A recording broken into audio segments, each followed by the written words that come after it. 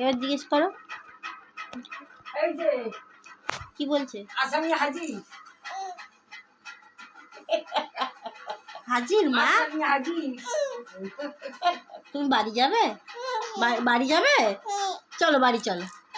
যাবি বাড়ি? না যাবি না? যাবি না? যা যা এবার বাড়ি যা। বাড়ি যাবি? ঘোরা হয়েছে। বাড়ি যাবি? পাপ কি? বাড়ি যাও।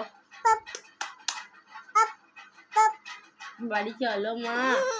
যাবে না? যাবে না? বাড়ি যাবে না? মুখ টম করিস না। ভাত খাবে? নাক দিয়ে পড়ে এরকম করবি। একবার ভাত খাবে? মার খাবে? বদমাশ বাচ্চা।